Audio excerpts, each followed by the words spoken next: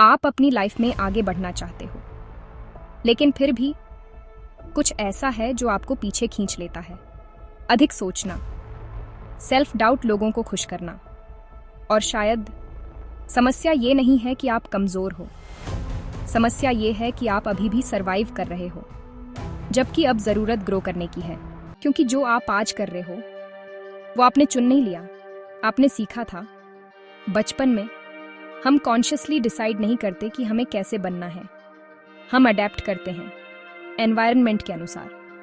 अगर घर में क्रिटिसिज्म ज्यादा था, इमोशंस इग्नोर होते थे, या एनवायरनमेंट अनप्रेडिक्टेबल था, तो ब्रेन एक काम करता है, वो सर्वाइवल रोल्स बना लेता है। Role 1 is people pleaser. अगर आपने सीखा जब मैं सबको खुश रखता हूं तब मुझे एक्सेप्टेंस मिलता है, तो आप बन गए लोगों को खुश करने वाले। अब वर्क प्लेस में आप नो नहीं बोल पाते, आप एक्स्ट्रा काम ले लेते हो, आप अपनी नीड्स इग्नोर करते हो। Result, burnout. Role 2 is over achiever. अगर आपको प्यार मिला सिर्फ तब जब आपने परफॉर्म किया, तो ब्रेन ने रूल बना लिया, मैं तभी वैल्यूएबल हूं जब मैं अचीव करता हूं। अब आप रेस्ट करते हुए गिल्टी फील करते हो, आपको लगता है इनफ कभी इनफ नहीं है। रिजल्ट, सक्सेस मिलता है पर सेटिस्फैक्शन नहीं। फिर आता है role 3 which is silent observer. अगर एनवायरनमेंट ओवरवेलमिंग था तो आपने सीखा चुप रहना मतलब सेफ रहना। अब आप मीटिंग्स में बोल नहीं पाते, आप अपनी वॉइस होल्ड बैक करते हो। रिजल्ट, आप कैपेबल होते हुए भी इनविजिबल रह जाते हो।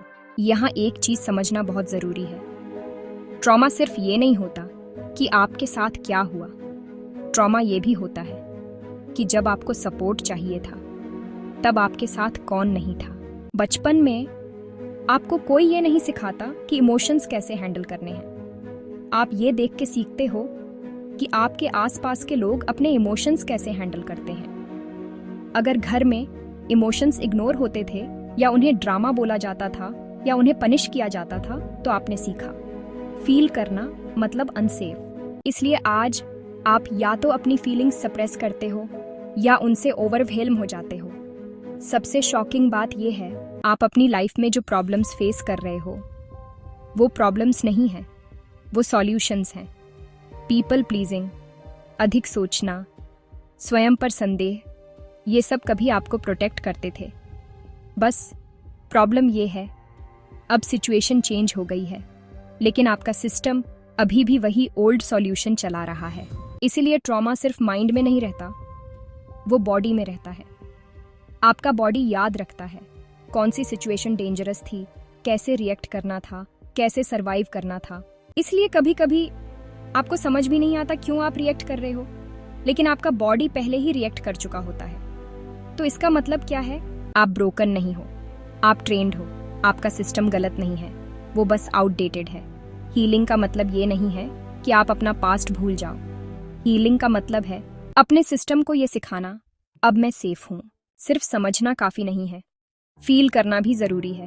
तो असली सवाल ये नहीं है मेरे साथ क्या गलत है, असली सवाल ये है मैंने सरवाइव करने के लिए क्या सीखा था, और क्या वो अभी भी जरूरी है। याद रखिए, आपका ब्रेन आपके अगेंस्ट नहीं है, वो बस वही रिपीट कर रहा है जो कभी आपको बचाने के लिए जरूरी था। अगर आप यहाँ तक आए हो तो शायद आप ये सोच रहे हो, ठीक है समझ आ गया, लेकिन चेंज कैसे होगा। चेंज एक ही दिन में नहीं होता, लेकिन छोटी छोटी चीजें आपके सिस्टम को स्लोली रीट्रेन कर सकती हैं। 1. Notice without judging. सबसे पहला स्टेप, अपने रिएक्शन को नोटिस करना। जब आप ओवरथिंक करते हो, या प्लीज करते हो, या फ्रीज हो जाते हो, तुरंत ये मत सोचो मेरे साथ क्या प्रॉब्लम है, बस इतना बोलो ये मेरा ओल्ड सर्वाइवल पैटर्न है। This reduces shame, very important. 2. Bring your body back to safety, क्योंकि ट्रॉमा बॉडी में स्टोर होता है, इसीलिए बॉडी को सिग्नल देना जरूरी है। सिंपल चीजें, स्लो ब्रीदिंग, अपने आस पास देखना, अपने आप को फील करना, मैं यहाँ हूँ, ये आपके नर्वस सिस्टम को बताता है अब डेंजर नहीं है। 3. Give your self what you didn't get. बचपन में जो नहीं मिला वही आज आप खुद को दे सकते हो।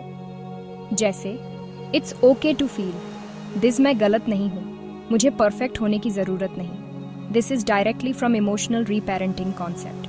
4 small safe actions change thoughts से नहीं, एक्शन से आता है। छोटी चीजें ट्राई करो। एक बार नो बोलना, एक बार अपनी बात रखना, एक बार रेस्ट लेना। बिना गिल्ट के ब्रेन धीरे धीरे सीखता है, मैं सेफ हूँ even when I act differently.